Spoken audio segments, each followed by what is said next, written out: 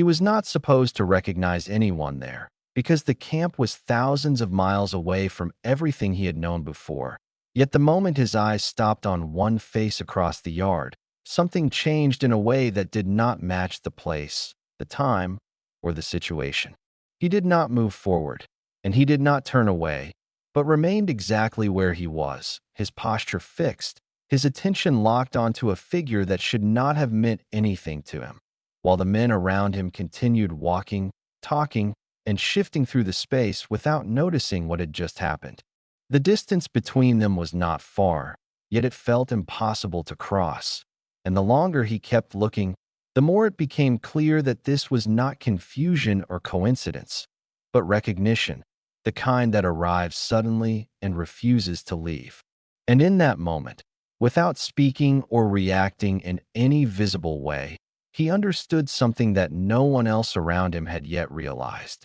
The yard continued to move as usual, but for him, everything had already slowed, because the face he had just seen did not belong to this place, and yet it was standing there, close enough to confirm what he could not ignore. The prisoner stood among a small group near the edge of the yard as they were being directed from one side of the camp to another, their movement steady and controlled as guards signaled them forward, while the space around them remained open and quiet under a pale daylight that flattened the colors of everything it touched. He adjusted his steps slightly to match the pace of the men around him, then slowed for just a moment as his gaze shifted across the yard, moving from one figure to another without focus, until it stopped abruptly on a single individual standing near the far side, partially turned away and engaged in a brief exchange with a guard. The prisoner's movement did not stop completely, yet it lost its rhythm. As his steps became less consistent, his posture tightening slightly while his eyes remained fixed on the same figure, following the subtle motion of his shoulders, the angle of his head, and the way he shifted his weight from one foot to the other.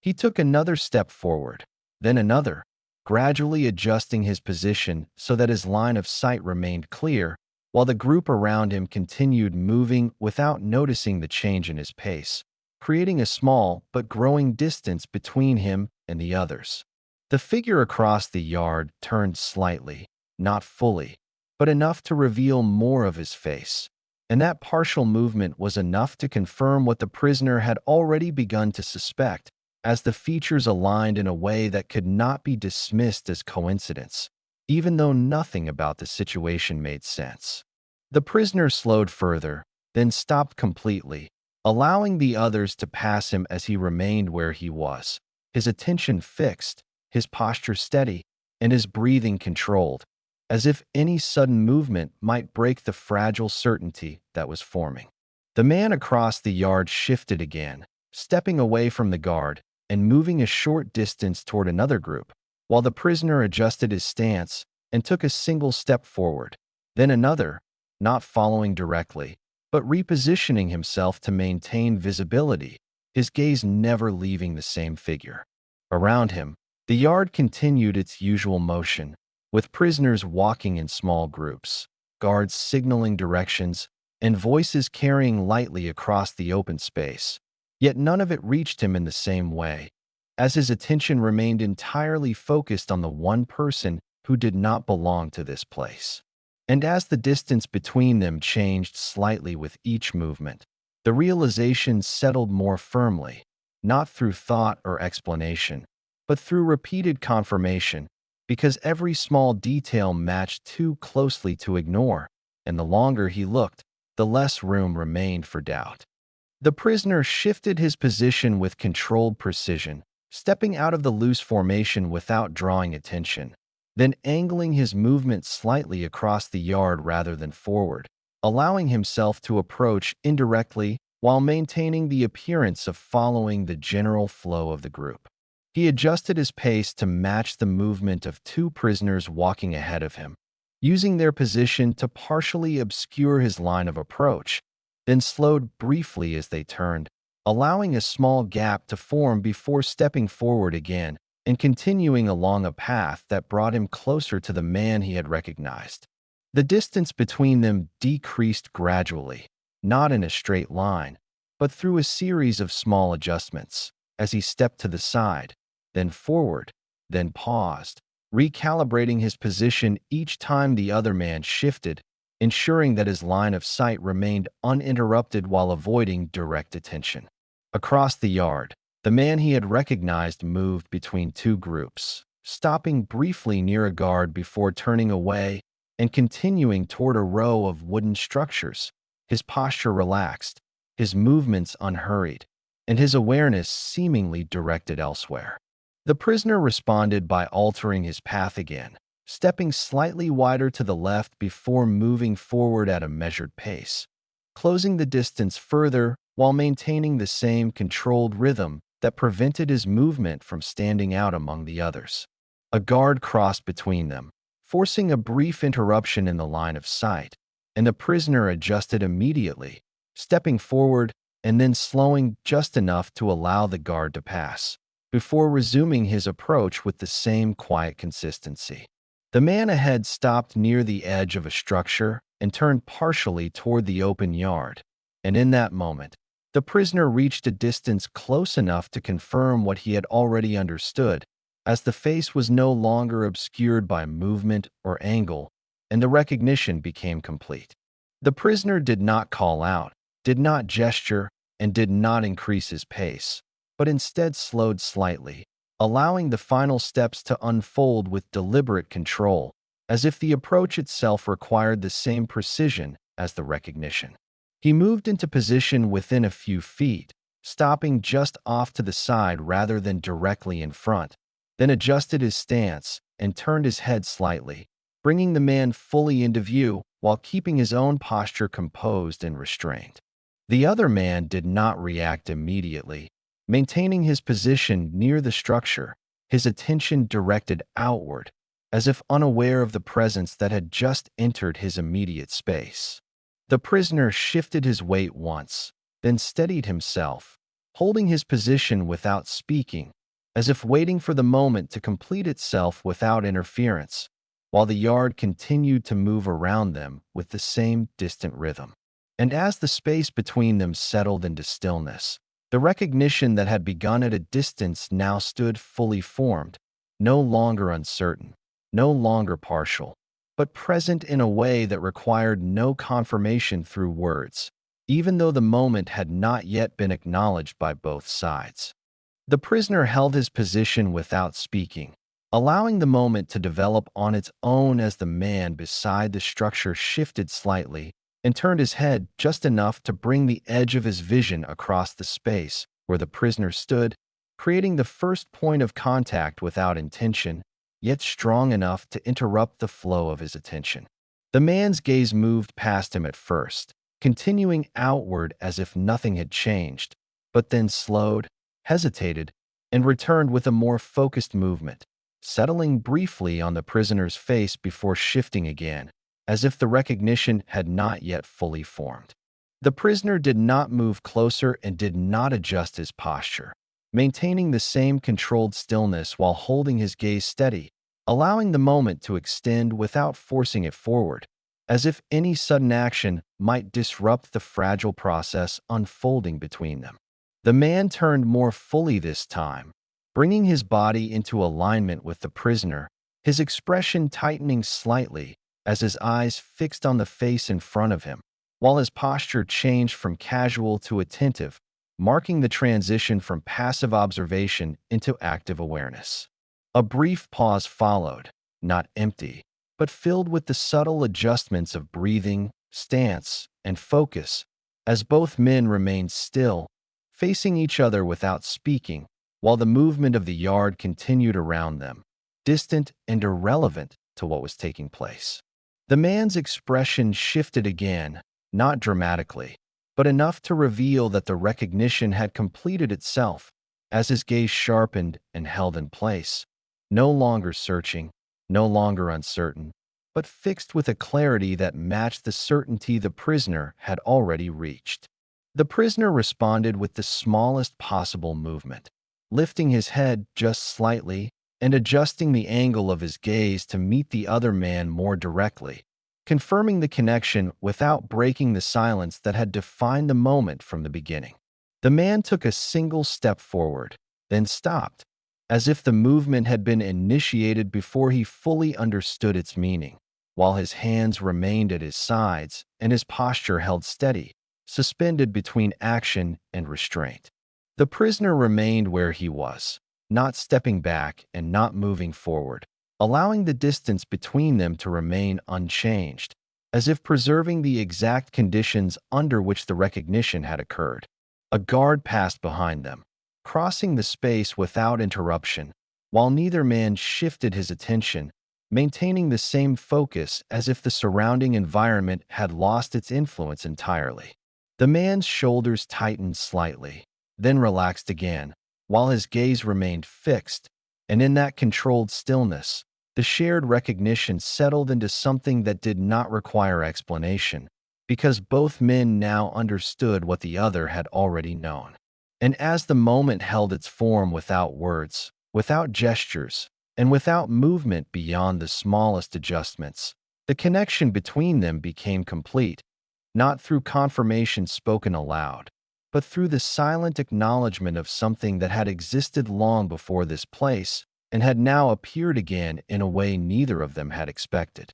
The recognition did not dissolve the tension between them, but instead reshaped it into something more controlled and more dangerous, as both men remained in place without speaking, aware that any visible reaction could draw attention from the guards moving through the yard, while the space around them continued to shift with routine activity that now felt distant and irrelevant. The man near the structure adjusted his posture first, not by stepping forward again, but by shifting slightly to the side and turning his body at a subtle angle that broke the direct alignment between them, creating the appearance of disengagement while maintaining awareness through the edge of his vision. The prisoner mirrored the adjustment with a slight delay, repositioning himself by a fraction of a step so that he no longer faced the other man directly, allowing his gaze to lower while still keeping the same figure within view, as if both men had reached the same conclusion without needing to confirm it. A guard approached from the far side of the yard and slowed as he passed nearby, scanning the area with a brief glance before continuing forward. And during that moment, neither man moved, neither shifted, and neither allowed the connection between them to become visible. The man near the structure reached down and adjusted his sleeve with a small and controlled motion, then stepped away from the wall and began walking along its edge, not looking back, not signaling, and not altering his pace, as if the movement had been planned rather than decided in the moment. The prisoner waited briefly before moving, allowing a short gap to form, then stepped forward and followed along a parallel path at a distance that kept them separated, yet aligned in direction, adjusting his pace so that neither man appeared to be following the other directly. The yard continued to function as before, with prisoners crossing paths and guards maintaining their positions,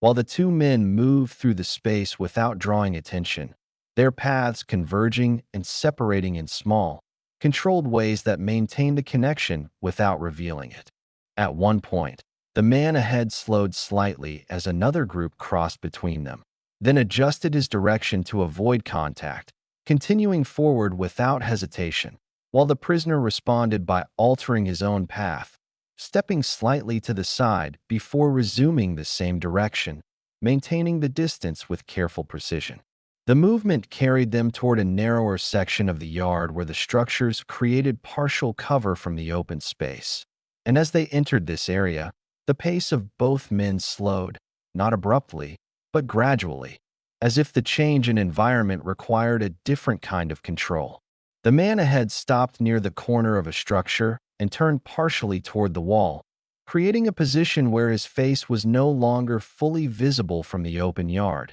while the prisoner approached from the side and reduced his speed, stopping several steps away rather than closing the distance completely. Neither of them spoke, and neither of them moved closer. Yet the positioning itself created a space that separated them from the rest of the yard without isolating them entirely, allowing the moment to exist within a narrow boundary that was both concealed and exposed at the same time. And as they held that position, the meaning of their actions became clear, not through words or gestures, but through the coordination of movement that had brought them there, because neither man had acted randomly, and neither had broken the silence that continued to define the moment, yet both had adjusted their path in a way that led them to the same place. The two men remained positioned near the structure without closing the distance between them, holding their places with a controlled stillness that suggested awareness rather than hesitation, while the sounds of the yard continued beyond the narrow space they occupied, creating a contrast between the open movement outside and the contained moment within. The man nearest the wall adjusted his stance slightly and shifted his weight from one foot to the other, then reached toward the surface beside him and placed his hand against the wood for a brief moment, not as a signal, but as a grounding movement that allowed him to maintain composure without drawing attention, before lowering his hand again and turning his head just enough to bring the prisoner back into the edge of his vision. The prisoner responded by taking a single step forward, then stopping, maintaining a distance that remained consistent with the position they had already established, while his gaze stayed lowered and his posture remained steady, avoiding any direct alignment that might reveal the connection to anyone passing nearby. A guard's voice carried faintly from the far side of the yard, followed by the sound of movement shifting in response, yet neither man reacted to it, holding their positions as if the external noise belonged to a different space that did not intersect with their own. The man near the wall then moved again, stepping slowly along the edge of the structure and passing the corner without looking back, continuing his path with the same measured pace, while the prisoner remained still for a brief moment before turning slightly and adjusting his direction to follow along a separate line that would bring him through the same area without creating a visible link between them. The distance between them increased for several seconds as their paths separated, then decreased again as the layout of the structures guided their movement back toward a shared line,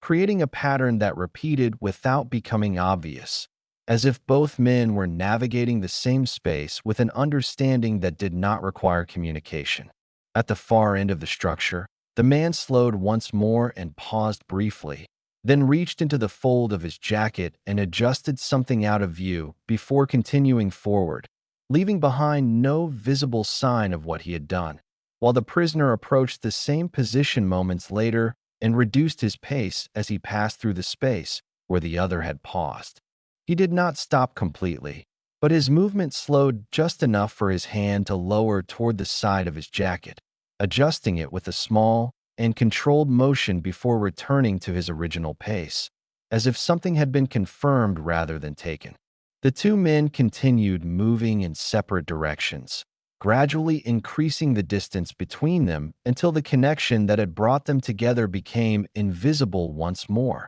leaving only the routine movement of the yard in its place. And as the space returned to its ordinary rhythm, nothing remained to indicate what had taken place, except for the fact that both men had entered the moment separately, recognized something that should not have existed within that space, and left it again without a single word, carrying forward an understanding that had been formed entirely in silence and preserved without ever being exposed. The yard continued to move as it always had, with prisoners crossing from one side to another and guards maintaining their positions without interruption, yet nothing in that movement reflected what had taken place between the two men, as the moment had formed and disappeared without leaving any visible trace behind. The prisoner returned to his place within the group, adjusting his pace to match the others and lowering his gaze once more, while the structure he had passed remained unchanged, offering no indication that anything had occurred within its shadow. Across the yard, the other man continued in a different direction, blending into the same controlled rhythm that defined the space, his posture steady and his movement consistent, as if nothing had altered his course. And yet, despite the absence of any visible connection, the moment remained intact, not through objects or words, but through the alignment of actions that had taken place without acknowledgement, as both men carried forward the same understanding without needing to confirm it again. As time moved on and the routine of the camp resumed its familiar pattern, the event itself faded into the background. Yet what had been recognized did not disappear because it had never required expression to exist, leaving behind a silent and complete exchange that remained fully intact without ever being spoken aloud. Thank you for spending this time here. If these quiet, true World War II stories matter to you, subscribing helps this channel continue.